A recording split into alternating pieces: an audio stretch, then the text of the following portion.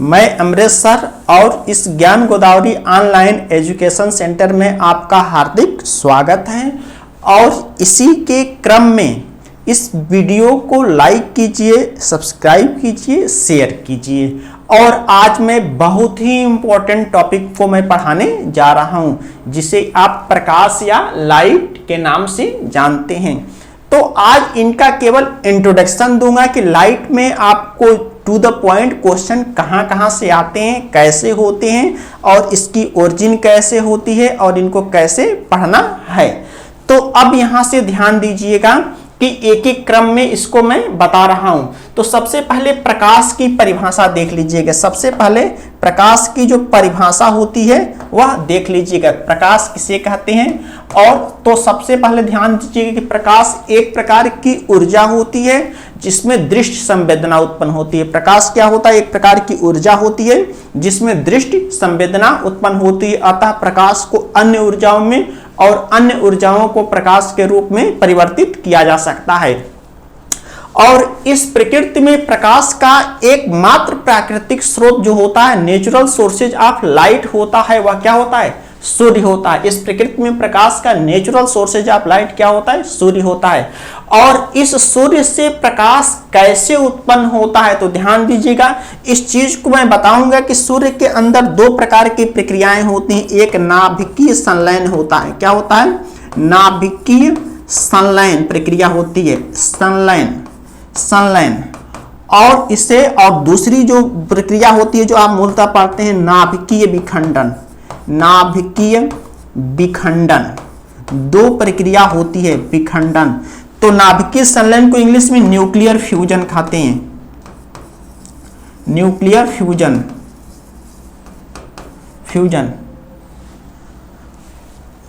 Nuclear fusion के नाम से जानते हैं। और इसके बाद से जो होता है न्यूक्लियर फिशन होता है, या न्यूक्लियर फिशन होता है। न्यूक्लियर फिशन होता है, FISSION। फिशन मीन्स होता है टूटना होता है। तो यह दो अभिक्रियाएं होती है, नाभिकीय संलयन और नाभिकीय विखंडन कहते हैं। तो इन अभिक्रियाओं को क्या कहते हैं? ये अभिक्रियाएं आपको मूलतः इसी में बताते हैं कि नाभिकीय विखंडन अभिक्रिया को ताप अभिक्रिया कहते हैं। और इस प्रक्रिया में हाइड्रोजन के दो समस्थानिक आपस में जुड़ते हैं और क्या होता है? और यही क्या होता है? 2He4 बन जाता है, यही हीलियम He4 बन जाता है। यह क्या होता है? एक विशेष प्रकार के नाभिकीय संलयन अभिक्रिया होती है। और यह नाभिकीय विखंडन होता है, इसे श्रृंखला अभिक्रिया के नाम से जानते हैं। इसकी आगे मैं चर्चा करूंगा, लेकिन संक्षेप में आज इसी की चर्चा करेंगे, नाभिकीय संलयन। तो इसी नाभिकीय संलयन प्रक्रिया के द्वारा क्या होता है? ऊर्जा का निर्माण होता है। और इसी प्रक्रिया पर आधारित एक basic question to the point हम आपको बता दे रहे हैं। इसी नाभिकीय संलयन प्रक्रिया के आधार पर हाइड्रोजन बम का निर्माण होता है। किस बम का निर्माण होता है? हाइड्रोजन बम का निर्माण होता है। और इस पर एटम बम का निर्माण होता है। तो इस क्रम में आइए आपको बेसिक चीजों के प्रकाश के बारे में, केमिस्ट्री जब पढ़ाएंगे तो इन अभिक्रियाओं को बहुत डिटेल्स हम आपको बताएंगे। तो नाभिकीय संलयन अभिक्रिया जो होती है यह कहां पे होता है? सूर्य के नाभिक में होती है। और यह क्रिया क्या होती है? बहुत अधिक टेम्परेचर की आवश्यकता होती है। तो इसी के कारण इस अभिक्रिया को न्यूक्लियर थर्मल रिएक्शन, इस अभिक्रिया को न्यूक्लियर थर्मल रिएक्शन के नाम से जानते हैं, रिएक्शन के नाम से जानते हैं। और यह प्रक्रिया बहुत अधिक टेम्परेचर पर होती है। और इसी अभिक्रिया का, जैसे अभिक्रिया बहुत अधिक ताप पर होती है, तो इसी ताप अधिक होने के कारण सूर्य का जो ताप होता है, यहाँ पे जो सन देख रहे हैं, और इस सन का ताप होता है बहुत अधिक होता है। और यह गर्म होने के कारण क्या होता है कि यह गर्म वस्तुओं से क्या होता है? प्रकाश निकलता है। जैसे एग्जाम्पल्स के रूप में किसी भी गर्म लोहे को क्या कीजिए? अंधेरे कमरे में ले जाइए, तो यह तो एकदम बेसिक रूप से टेम्परेचर होता है, ताप होता है। और इसी ताप का कुछ भाग क्या होता है? प्रकाश के रूप में निकलता है। किस रूप में निकलता है? प्रकाश के रूप में, लाइट के रूप में निकलता है। तो अब यहां से मूल चीजों को मैं बताने जा रहा हूं कि सूर्य के अंदर का जो ताप होता है, तो वह क्या होता है? उसी ताप का कुछ भाग प्रकाश के रूप में परिवर्तित होता है। और वही प्रकाश पृथ्वी पर आता है। और जब पृथ्वी पर आता है तो इसी को लघु तरंगों के नाम से जानते हैं। यह स्पष्ट हो गया कि कैसे आता है? तो इसी को लघु तरंगों के नाम से हम जानते हैं। उसी प्रकाश का कुछ भाग क्या होता है? पृथ्वी पर आता है, जिसको हम लघु तरंगों के नाम से जानते हैं। तो यह चीजें स्पष्ट हो गई। इस प्रकृति में सूर्य का सूर्य का प्रकाश कैसे उत्पन्न होता है? ताप का कुछ भाग प्रकाश के रूप में परिवर्तित होकर पृथ्वी पर आता है और जिस रूप में आता है वह तरंगों, लघु तरंगों के रूप में आता है और इसी को आप दूसरे शब्दों में सौरिक विकिरण कहते हैं, सोलर रेडिएशन के नाम से जानते हैं। अब यहां से पृथ्वी क्या होती है? पृथ्वी से जो रिफ्लेक्ट होता है और कितने परसेंट आता है? 51% प्रकाश पृथ्वी पर आता है। किस रूप में आता है? क्वेश्चन बनता है लघु तरंगों के रूप में आता है और पृथ्वी से जब जाता है तो किस रूप में जाता है? दीर्घ तरंगों के रूप में। क्वेश्चन स्पष्ट कर लीजिएगा।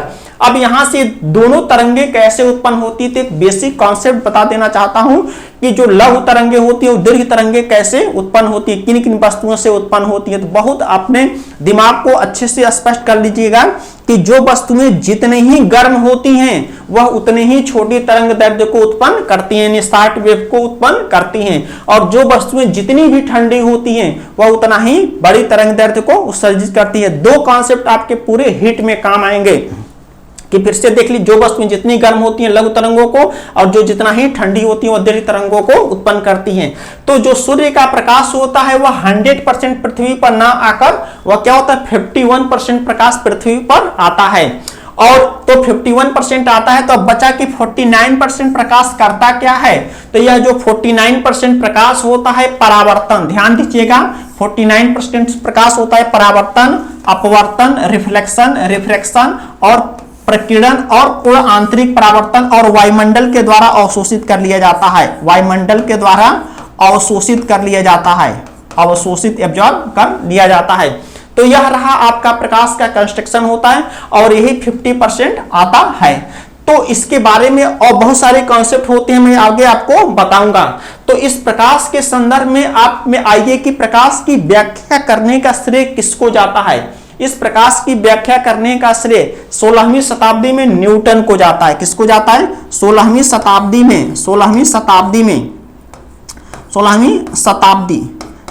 में किसने किया था? न्यूटन ने किया था। किसने किया था? न्यूटन ने किया था। और इन्होंने बताया कि प्रकाश जो होता है एक सीधी तरंगों के रूप में चलता है और किसी भी ठोस वस्तु से क्या होता है? यह परावर्तित होकर, यहां पे देखिएगा जो न्यूटन जो होता है, न्यूटन ने प्रकाश के गुणों की व्याख्या की और यह बताया कि क्या होता है, यह एक सीधी रेखा में चलता है और यह छोटे छोटे कणों से मिलकर बना होता है। अब यह न्यूटन का जो सिद्धांत होता है, अब यहाँ पे नेक्स्ट पे आइए, नेक्स्ट पेज पे। तो इसके क्रम में इसी चीज को ध्यान दीजिएगा, न्यूटन ने यह स्पष्ट किया कि प्रकाश जो होता है यह छोटी छोटी तरंगों के रूप में चलता है। तो यहाँ पे आइए न्यूटन, तो इन्हीं ने, न्यूटन ने 16वीं शताब्दी में यह स्पष्ट कर दिया कि 16वीं शताब्दी में स्पष्ट किया कि प्रकाश जो होता है सीधी रेखा में चलता है और इसी पे एक सिद्धांत प्रतिपादित कर दिया जिसे न्यूटन का कणिका सिद्धांत कहते हैं। न्यूटन का कणिका सिद्धांत कहते हैं, कणिका सिद्धांत। इसे न्यूटन कॉर्पलेट थ्योरी के नाम से जानते हैं। इसको सिद्धांत को क्या जानते हैं? न्यूटन कॉर्पलेट थ्योरी के नाम से जानते हैं। और इस सिद्धांत के अनुसार, इस सिद्धांत में क्या दिया गया? न्यूटन ने बताया कि प्रकाश जो होता है यह छोटे छोटे बंडल, छोटे छोटे सीधी रेखा में चलता है और दूसरा क्या होता है, यह किसी पारदर्शी माध्यम को पार कर जाता है और दूसरा अपारदर्शी माध्यम को पार नहीं कर पाता है। और इन्होंने स्पष्ट किया कि यह जो होता है यह कण से मिलकर बना होता है, छोटे छोटे कणों से मिलकर बना होता है। लेकिन यह सिद्धांत जो न्यूटन का कणिका सिद्धांत होता है यह प्रकाश के समस्त गुणों की व्याख्या नहीं कर पाया, केवल कुछ ही गुणों की व्याख्या कर पाया। परावर्तन, अपवर्तन, प्रकीर्णन की व्याख्या कर पाया, पूर्ण आंतरिक परावर्तन की व्याख्या कर पाया। लेकिन कुछ ऐसे प्रकाश के गुण होते हैं जैसे विवर्तन होता है, डिफ्रेक्शन होता है और व्यतिकरण होता है, ये सारे गुणों की व्याख्या नहीं कर पाया। इसीलिए यह सिद्धांत पूर्णतः सही नहीं माना गया। तो इसी के बाद से एक सिद्धांत आया, इसी के बाद से एक सिद्धांत आया जिसका नाम होता है आइंस्टीन। उसका नाम क्या होता है? आइंस्टीन। आइंस्टीन। और आइंस्टीन ने 1905 में, ध्यान दीजिएगा, 1905 में यह बताया कि प्रकाश जो होता है ऊर्जा के छोटे छोटे बंडल, ऊर्जा के जो छोटे छोटे बंडल होते हैं अथवा पैकेट से मिलकर बने होते हैं। किसके मिलकर बने होते हैं? पैकेट से मिलकर बने होते हैं। और इन्हीं बंडलों को फोटॉन कहते हैं। क्या कहते हैं? फोटॉन कहते हैं। फोटॉन कहते हैं। तो इसी के आधार पर आइंस्टीन ने प्रकाश के गुणों की व्याख्या की और एक समीकरण एक्सप्लेन किया, E इक्वल टू mc² होता है, जहां E बराबर एनर्जी, m बराबर मास होता है, c बराबर होता है प्रकाश का वेग, और प्रकाश का वेग होता है 3 × 10⁸ मीटर प्रति सेकंड होता है। तो इन्होंने यह बताया कि प्रकाश जो होता है ऊर्जा के छोटे छोटे कणों से बना होता है, और ऊर्जा के इन्हीं कणों को क्या कहते हैं, फोटान के नाम से जानते हैं, और इसके आधार पर बहुत सारे गुणों की व्याख्या हुई। इसी के बाद से अब आता है कि नेचुरल सोर्सेज ऑफ लाइट होते हैं। इस प्रकृति में प्रकाश के दो मुख्य स्रोत होते हैं, एक नेचुरल सोर्सेज होता है, सूर्य होता है, और आर्टिफिशियल सोर्सेज होता है। वह क्या होता है कि वह बल्ब, ट्यूबलाइट, ये सब सारी चीजें होती है आर्टिफिशियल सोर्सेज के क्रम में। अब इसी के बाद से आप देखिए कि प्रकाश में आपको पढ़ना क्या क्या है, प्रकाश में किन किन बिंदुओं को आपको पढ़ना है। तो अब आगे आ जाइए यहाँ पे कि प्रकाश में आपको जो सबसे पहले पढ़ना है कि प्रकाश का परावर्तन, पहला पढ़ना है प्रकाश का परावर्तन। प्रकाश का परावर्तन जो एग्जाम ओरिएंटेड आपसे क्वेश्चन होते हैं, परावर्तन, reflection of light, reflection of light,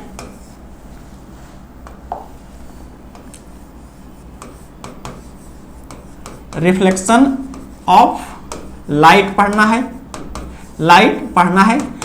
और रिफ्लेक्शन ऑफ लाइट के संदर्भ में आपको पढ़ना क्या क्या है। तो रिफ्लेक्शन किसे कहते हैं, यहाँ पे ध्यान दीजिएगा। जैसे कोई भी प्रकाश की किरण होती है और एक माध्यम से दूसरे माध्यम में प्रकाश की किरण होती है, और कोई भी क्या होता है, एक सरफेस होता है, ध्यान दीजिएगा, कोई भी एक सरफेस होता है, और इसी से टकराकर वापस लौटने की घटना को क्या कहते हैं, प्रकाश का परावर्तन कहते हैं। अब यहाँ से देखिएगा कि ये जो किरणें होती हैं कैसे चलती हैं। तो ध्यान दीजिए, कोई भी किरण होती है ऐसे आती है और ऐसे यहाँ से चली जाती है, तो इसी को क्या कहते हैं, इस ऐसे सीधे आती है और यहाँ से सीधे रिफ्लेक्ट होकर वापस चली जाती है। तो इसी स्थान को क्या कहते हैं, अभिलंब। ये रेड वाली जो लाइन होती है अभिलंब होता है, अभिलंब।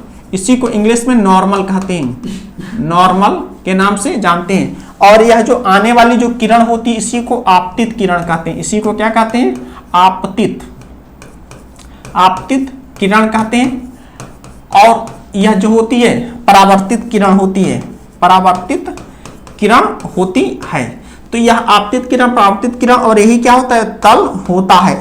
तो इसका अभिप्राय होता है, और इसके बीच जो कोण आते हैं, ध्यान दीजिए, इसके बीच जो कोण आते हैं इसी कोण को आपतन कोण I के नाम से जानते हैं, इसे परावर्तन कोण R के नाम से जानते हैं।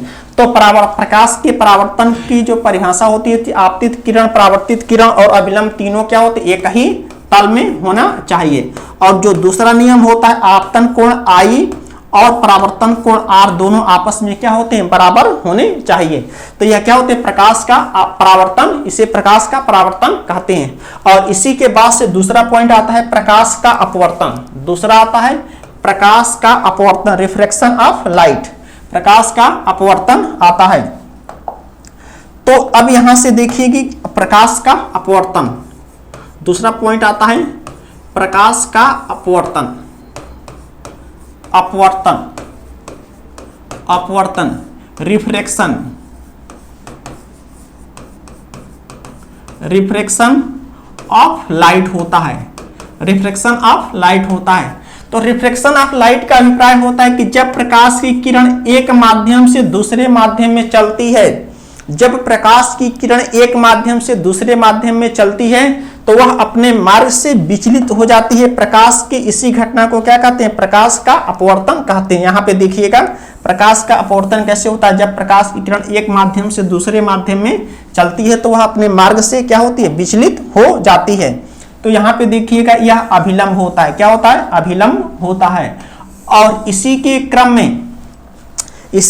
में अब देखिएगा कि जब प्रकाश की किरण एक माध्यम से दूसरे माध्यम में आ रही है, जैसे आ रही है, तो इसके क्रम में एक पॉइंट्स आता है कि प्रकाश की किरण जैसे आ रही है तो ये क्या होती है, अभिलंब की ओर झुक जाती है। अभी इसको मैं बता रहा हूँ, एक्सप्लेन कर रहा हूँ। और यहाँ पे ये किरण आ रही है तो क्या होती है, सीधे आगे निकल जाती है। तो इसको ऐसे लाइन से, इससे आपतित किरण और इसे अपवर्तित किरण के नाम से इसको जानते हैं। इसके क्रम एक एक बता रहा हूँ। तो ध्यान दीजिए कि यह जो होता है अभिलंब, पीली वाली जो लाइन होती है अभिलंब होता है, इसे नॉर्मल कहते हैं, अभिलंब होता है। और इसी के क्रम में यह जो होती है आपतित किरण होती है और यह अपवर्तित किरण के नाम से जानते हैं। इसको आपतित किरण कहते हैं, आपतित किरण के नाम से इसको जानते हैं। और यह जो होती है अपवर्तित किरण होती है, अपवर्तित किरण होती है। और सेम पैटर्न यहीं पे होता है। अब यहीं से ध्यान दीजिएगा, ये जो किरण होती है, ये जो आने वाले एक इसको आपतन कोण आई कहते हैं और इसे अपवर्तन कोण आर के नाम से जानते हैं। यहाँ पे आई होता है और यहाँ पे आर होता है। तो यह जो माध्यम होता है, यहाँ पे देखिएगा एक माध्यम होता है जब माध्यम विरल से सघन में जाती है, विरल माध्यम होता है, रेरर मीडियम होता है, विरल माध्यम होता है। विरल का मतलब होता है कोई दूर दूर तक पाई जाती है। एग्जाम्पल के रूप में हवा लेते हैं, हवा ले सकते हैं। और यह कौन सा होता है? सघन माध्यम होता है, सघन माध्यम होता है। और सघन माध्यम में क्या होता है? या पानी मान लीजिए, एग्जाम्पल के रूप में पानी मान लीजिए। और ठीक इसी प्रकार से केवल इस फिगर के लिए है और इस फिगर के लिए है क्या होता है? इसको उल्टा कर दीजिएगा। यह सघन माध्यम होता है, डेंसर मीडियम कहते हैं इसको, सघन माध्यम। और यह क्या होता है? पानी होता है। और यह विरल माध्यम होता है, विरल माध्यम होता है। और यह क्या होता है? हवा होता है। तो यही जो किरण आती है, तो अब इसको एक्सप्लेन कर लीजिएगा कि प्रकाश की किरण, तो इसकी परिभाषा बताए थे कि जब प्रकाश की किरण एक माध्यम से दूसरे माध्यम में प्रवेश करती है तो वह मार्ग से विचलित हो जाती है। अपवर्तन का मतलब होता है भटकाव। क्या होता है? भटकाव होता है। जैसे व्यक्ति अपने मार्ग से भटक जाता है तो उसी घटना को भटकाव के नाम से जानते हैं, उसी को एक्सप्लेन के रूप में रिफ्लेक्शन के नाम से जानते हैं। तो इसी घटना को पवर्तन कहते हैं। अब देखिए किरणें कैसे भटक रही हैं। जैसे यहाँ पे देखिएगा कि जब प्रकाश की किरण, दो परिभाषाएं हो जाएंगी। जब प्रकाश की किरण सब विरल माध्यम से सघन माध्यम में प्रवेश करती है तो क्या करती है? यह अभिलंब की ओर झुक जाती है। क्या होती है? अभिलंब की ओर, अभिलंब की ओर झुक जाती है, झुक जाती है। और यह क्या होती है? अभिलंब से दूर जाती है। किससे जाती है? अभिलंब से दूर जाती है। इसी पॉइंट्स को अभिलंब कहते हैं। तो इसीलिए यह परिभाषा होती है कि अभिलंब, दो परिभाषाएं होती हैं। तो इसीलिए इसे क्या कहते हैं? परावर्तन के दो नियम होते हैं। ध्यान दीजिएगा, पहला प्रकाश के परावर्तन की तरह अपवर्तन के दो नियम होते हैं, आपतित किरण और अपवर्तित किरण। आपतित किरण, अपवर्तित किरण और अभिलंब तीनों एक ही तल में होना चाहिए। ध्यान दीजिए, आपतित किरण और अपवर्तित किरण और अभिलंब तीनों एक ही तल में होना चाहिए, एक ही तल में होना चाहिए। दूसरा जो होता है इसका अपवर्तनांक, इसको इंग्लिश में रिफ्रैक्टिव इंडेक्स कहते हैं। और इसको साइन आई, या जो होता है साइन आई और साइन आर, क्या होते हैं? एक नियतांक होता है। और इसी को अपवर्तनांक से स्नेल का नियम कहते हैं। क्या कहते हैं? स्नेल का नियम के नाम से इसको जानते हैं। तो क्या कहते हैं? यही क्या होता है? प्रकाश का अपवर्तन होता है। तो इसी के क्रम में इन चीजों को, बहुत सारी प्रकाश की चीजों में आपको पढ़ना होता है टू द पॉइंट। और इस प्रकाश में आपको पढ़ना क्या क्या है, अब यहां से देखिए इसमें आपको पढ़ना क्या क्या है टू द पॉइंट मैं बता दे रहा हूं। इसमें आपको पढ़ना है प्रकाश का पूर्ण आंतरिक परावर्तन। क्या होता है? प्रकाश का पूर्ण आंतरिक परावर्तन, पूर्ण आंतरिक परावर्तन, आंतरिक परावर्तन, टोटल इंटरनल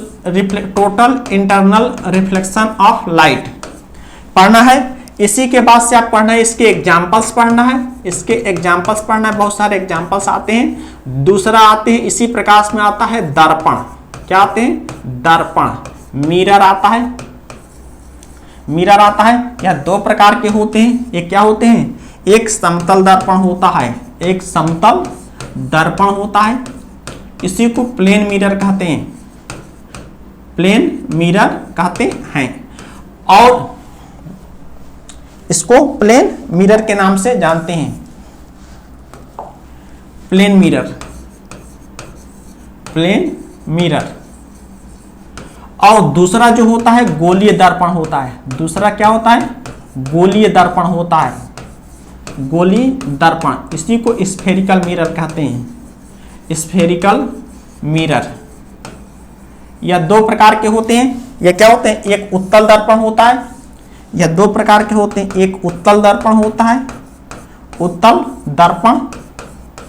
और इसी को कॉन्वेक्स, कॉन्वेक्स मिरर कहते हैं, मिरर कहते हैं, और दूसरा जो होता है अवतल दर्पण होता है, अवतल दर्पण, कॉनकेव मिरर, कॉनकेव मिरर होता है।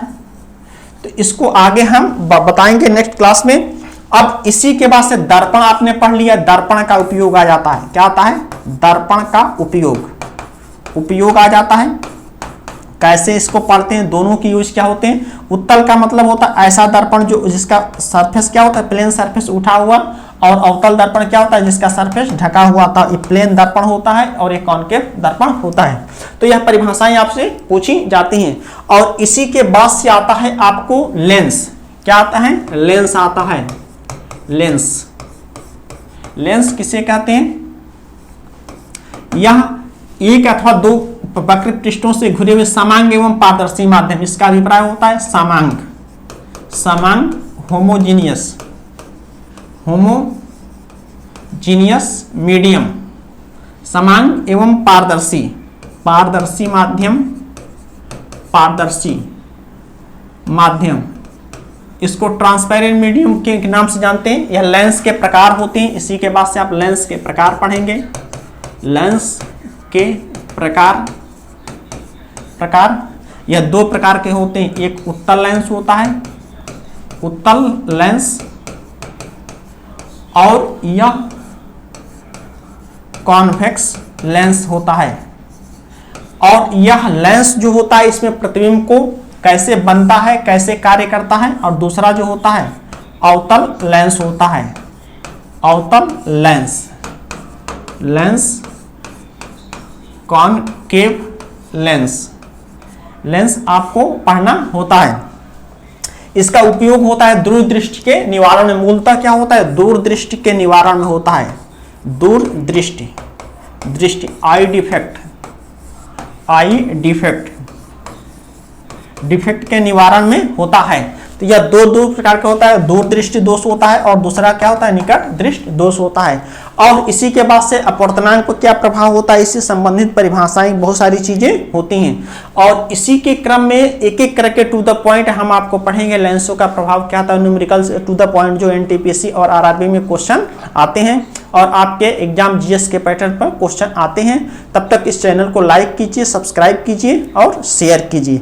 और एक एक पॉइंट करके मैं बताऊंगा इन चीज़ों को क्या पढ़ाया जाएगा। Thank you.